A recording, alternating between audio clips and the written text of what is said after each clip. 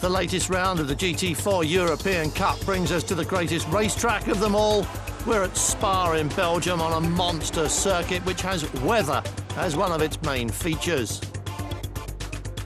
But 5 weeks ago it was raining in Oschersleben and championship leader Joe Osborne gambled on slick tyres on a drying track. The pit stops were over before it began to pay off. There were penalties to pay for some and a tense battle for the lead. But Team Ice Pole Racing took a debut win, and race 2 took place in the sunshine. Osborne on pole and the right tyres. Pierre Brice-Menard spun away second place, letting Buncombe and Veltman past. Pit stops over and back to racing. A clash between Osborne and PBM gets the Ginetta a black flag. Sounier makes it 2 in a row. Now we're in the small town of Spa, in the heart of the Ardennes forest and on the edge of Germany. This is almost home to many of the German teams entered for the 2 races on the schedule for this weekend. React to the rhythm.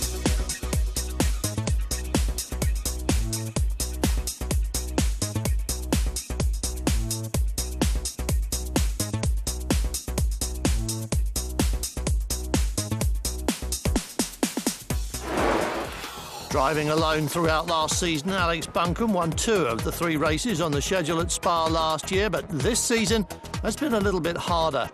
He's 3rd in the championship now, but only 1 point away from 2nd place. Right up for here at Spa, there's no reason why we can't challenge for a win now. We've had a few thirds and a few seconds, so let's hope we can go one better and get the first position. Joe Osborne got his season off to a flying start at Silverstone, but those 2 hiccups we saw last time out means he's just 7 points clear of 2nd place and is now looking at 2 races on a power circuit that Ginetta will really struggle on compared to his BMW-powered title rival. This could be a championship critical weekend, and Osborne must collect points from both races. Oschersleben wasn't a great round for us. Obviously had 2 pole positions but failed to convert any of them to a podium. So unfortunately it didn't work out with the team PMB. So we've had to split company. We've joined up with Tom Dunstan, Team GCR. So yeah, it's going to be a good year so far. Tests have gone positive, so I'm sure the car's going to be quick. New to the championship this weekend is the Maserati MC GT4. Andrea Bertolini has done a lot of the testing and it's being run by AF Corsa, with Lorenzo Casse sharing the driving job with Cedric Spirazzioli. They've already appeared in the GT2 championship before, although never together in the same car.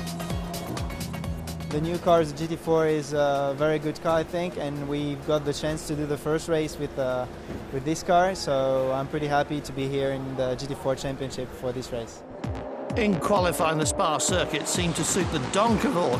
Pole in both the Supersport races after the 2 sessions were over, and by a big margin over the KTM.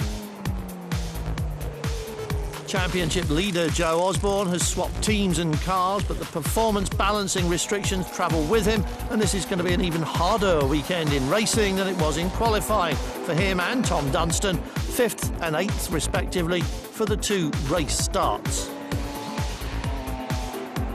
Michael Malak and the RS Williams team had a good weekend in Germany last time. Now they're 3rd on the grid for both this weekend's races. Pierre Brice-Menard is just 7 points behind Osborne in the title race, and he's got 2 reasonable grid slots to challenge for the lead this weekend. The BMW has plenty of horsepower to call on, and Spa is very much a power circuit. If he makes no mistakes, this could be an important weekend for him. Another pair of poles, though, for the dynamic duo in Team Ice Pole Racing's 55 Porsche. Ludovic Sounier and Maxime Martin converted both poles to wins on their series debut last time out. Yeah, it's a great car. Here in Spa, it's very, very quick, so I hope we can make two podium for here in Spa in Belgium. For us, it's fantastic. The first race of the weekend took place on the driest track of the weekend, but the GT4s had qualified on a dryish track, so the grid should be fairly representative. The amazingly fast Porsche of newcomers Sunier and Martin starting from that pole position, half a second ahead of Kevin Veltman's BMW. Behind that, it's all the usual suspects. Pierre-Brice Menner ahead of Michael Malek and the Ginetta of Joe Osborne in 5th spot, more or less what he expected. And we more or less expected this as well. Sunier pulling away in the lead, everyone else in grid order except that Lucas Ordonez had snatched 5th place from Osborne. Then problems for Alexander Pugachev brought the Aston Martin into the pits early, but Sunier stayed out the longest as all the others made their scheduled stops. Eventually he came in with a lead that should have been big enough to retain the lead all the way to the finish. Fresh out in the Nissan, Alex Buncombe was soon back in again with a puncture and some body damage. And Maxime Martin trundled through the kilometre-long pit lane at 60 kilometres an hour, getting back on track ahead of his rivals. Still the same people, in pretty much the same order, all now close together. And in some cases, too close. It's happened several times already this year, and it's almost inevitable when racing is as close as this, even on a big circuit like Spa, where the field gets spread out.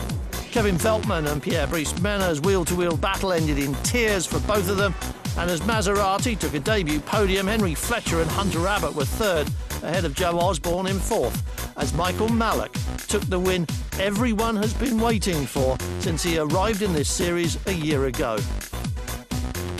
It was a real race of attrition. It was, ever so hard work, but it's great to get a breakthrough win for the RS Williams guys. They've worked really hard all the way through this programme to give us a car that can win races, and finally, through a bit of luck going our way for once, we've done it. So this is just for those guys. It's great to do it.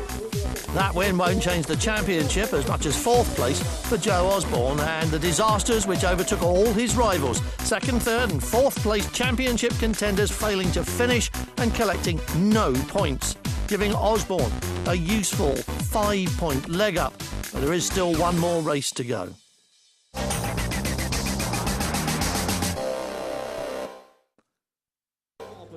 The second race of the weekend at Spa for the GT4 European Cup, with Ginetta 4th on the grid, Race 1 winner Malek 3rd, Nissan 2nd and Porsche on pole. These times setting qualifying not by the result of Race 1, when the Porsche was stopped by a mechanical issue and didn't finish or score points. Now it's on pole again, Maxime Martin at the wheel for the start of the 40-minute race. Maxime, it's certainly a great start for you, but it's down to you to hold this position. Yeah, it's not going to be easy. Yesterday we had a good race, we were first, but we had an engine problem, so we couldn't finish the race, but yeah, we will see today. We will see now as they come round onto the start-finish straight, waiting for the green light that it says this race is underway. They are 6-7 wide, heading down now past the Formula One pits at Spa towards the right-hand hairpin at La Source. Maxime Martin hanging on to it, little bit of wild braking mid-pack there. Nissan trying round the outside, that's the number 4 Callaway Corvette going wide. Alexander Pugachev and Buncombe from 2nd has taken the lead. Martin in 2nd place and Malek jostling with the number 6 Ginetta there of Hunter Abbott. Abbott's got the better of that little duel. Martin already trying to get past the Nissan on the run towards the right turn at the end of the Camel Straight. He's done it. There's more late braking going on. Clouds of smoke there.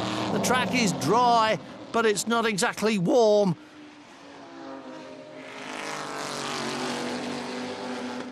So Martin under lots of pressure now from Buncombe in the Nissan. It's all downhill from the top there through Rivage, constantly running back down towards the pit lane area behind the start-finish line. Veltman being chased by Osborne.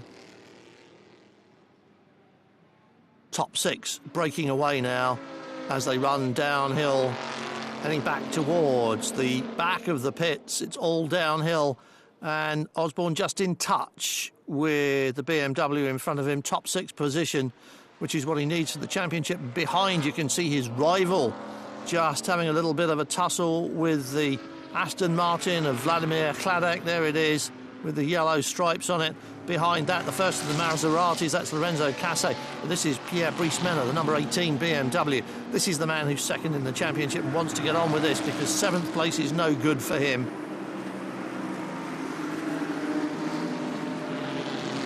Martin leads it. Heading back towards the bus stop as they round this very fast left kink. Call it a kink at Blanchimont, foot planted.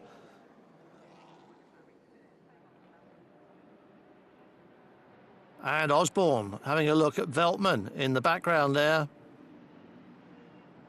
Buncombe in the Nissan, thought there might be an opportunity for him in the slower part of the circuit through the chicane, that the Nissan might just be a little bit nimbler than that Porsche, which has undoubtedly got the speed on the straight. Here comes Buncombe now, braking for the hairpin. It goes high and wide. Martin takes it low on the inside. Now, if Buncombe can get on the gas, he could draw alongside. He's almost done it, but not quite. And now they are nose to tail. He's going to track him all the way down the hill through Eau Rouge. Up the other side. You've got to keep it pinned. You need the power and the speed to bring you up the hill to the top of Radillon, and you need to carry that speed on to the Kemmel Straight. There they go now. Getting through Eau Rouge quickly is a key. And here comes Mallock. Look, there's the nose of the Aston Martin poking in. Buncombe skates it under brakes and just holds on to the place. Michael Mallock, all fired up from his race 1 win.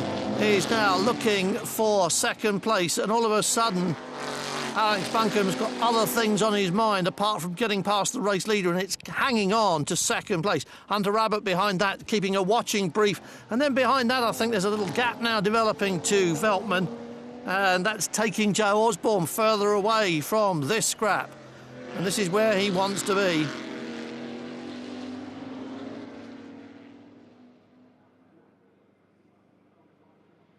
Buncombe back on the case now.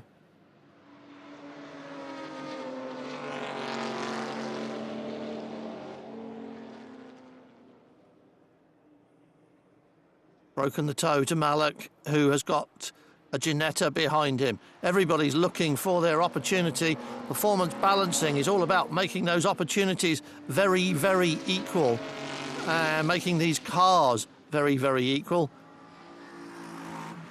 Some have got more horsepower, some have got better handling, some have got lighter weight and can late brake and accelerate quicker. In general, all the drivers have got something to work with, and as they run through a season of different racetracks, they'll be able to exploit their car's best points at least somewhere on the calendar. Porsches looked good last time at Oschersleben, looking good this time at Spa as well, and without the 10mm increase in ride height that Joe Osborne's car is carrying, Hunter Rabbit's Ginetta is looking a little bit better as well, certainly right up there.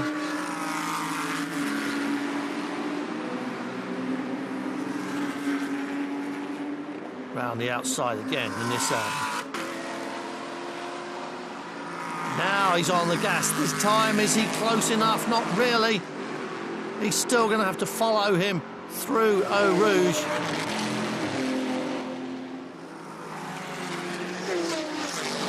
Flat out down the hill.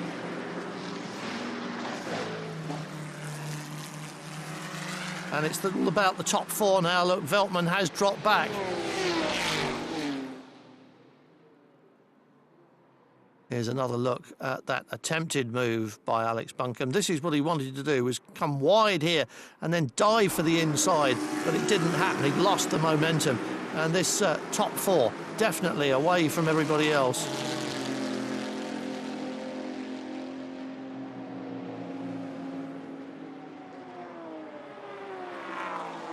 Here comes the championship battle there. And we have lost Osborne. He has dropped away a couple of places, and that's going rather badly for him. Now, the attrition in race 1 gave him an unexpected leg up, and this also helped because now they're renewing this battle. Veltman in 17, Pierre Brice-Menard in 18.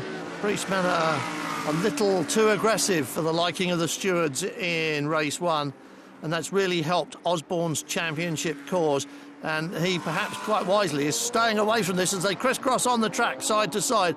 A watching brief wouldn't hurt at the moment, because this ended in tears last time, and it might do so again. Hunter Abbott has no compunction whatsoever about trying to mix it with the Aston Martin of Michael Mallock, but just hasn't got the legs there.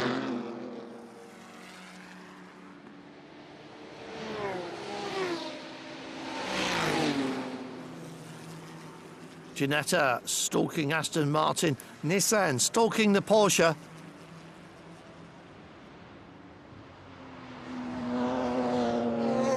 End of the Camel Straight there, you very often see an outbraking manoeuvre, but they are so evenly matched that none of them have been able to get a little lead coming up the hill out of Radillon. And Hunter Abbott's Ginetta just moving about a bit too much there. But he's definitely very aggressive behind Mallock. And they'll be thinking ahead to pit stops, and they'll be wanting to hand the cars over in the best position. And speaking of best position, the Porsche now been passed. Alex Buncombe has gone into the lead. And these other two, are they closing up? They certainly are. I think he's got a problem, and he has indeed. Off he goes, pulls it aside, and that is an exact repeat of what happened in race 1.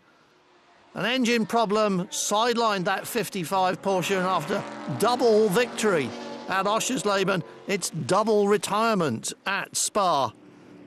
Pit stop time for Michael Mallock on the stopwatch. Those drivers who are alone just sit in the car. Those who have a partner have 45 seconds more or less to change, and that's plenty of time to effect a stop. But look at this, Abbott hasn't stopped yet. That is the Supersport leader, Dennis Donkervoort, won this race yesterday, now looking good here at the moment. And that early pit stop might well have helped Mallock, might have got him out of the traffic, and that might suit very nicely, because look at this. These two are racing now. Mallock is in the clear.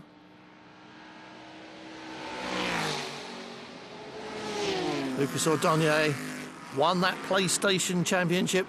Our first virtual champion now translates that to the racetrack, and it's all working rather well. But it's worked even better for Mallock, and the team's decision to bring him in right at the beginning of the pit stop window has paid off. He's clear.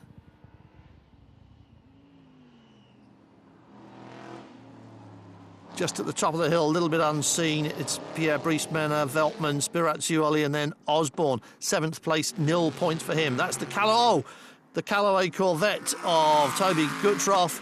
Spins it, backs it up onto the curbs. I'm sure he'll get it going again. At the moment, though, in the distance, Osborne is looking at no score unless he can do something about the cars in front of him. They're just at the back of this little group. Here comes PBM now, and just goes scything past the Ginetta of Henry Fletcher, using all the 500 horsepower of that BMW. Fletcher coming back at him right away. Well, that was the gap going across the start-finish line, but it's less than that now. In fact, you could not get a playing card edge on between them.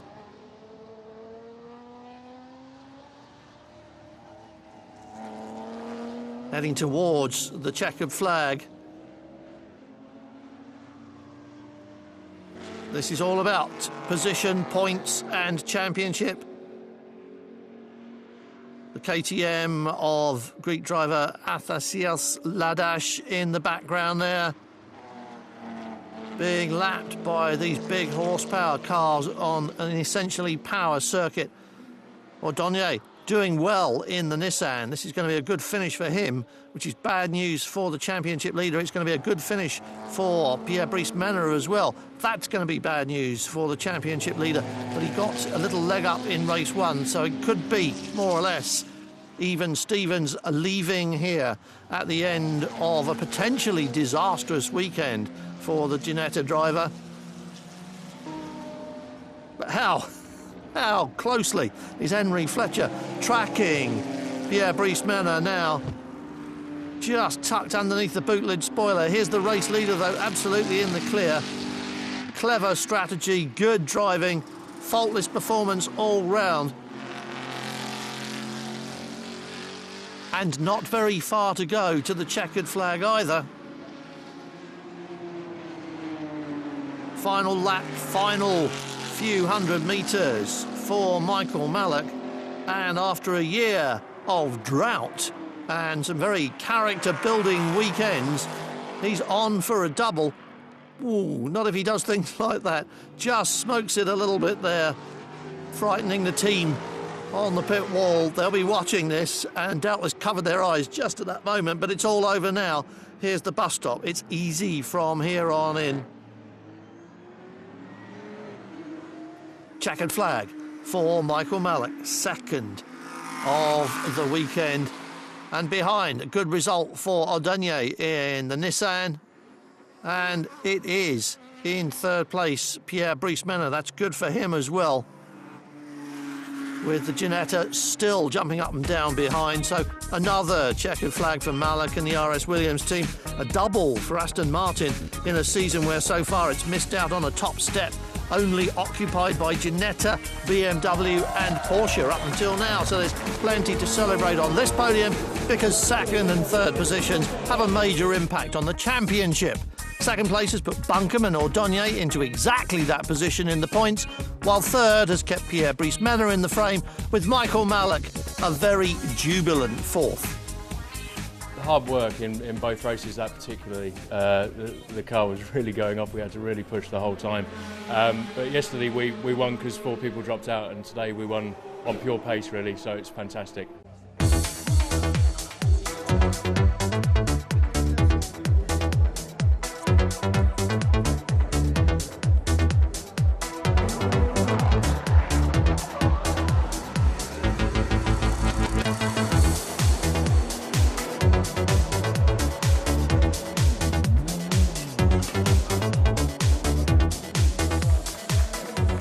They get a month off now and we meet again in late August. Rounds 9 and 10 bring us back to Belgium, this time at Zolder, just a few kilometres away.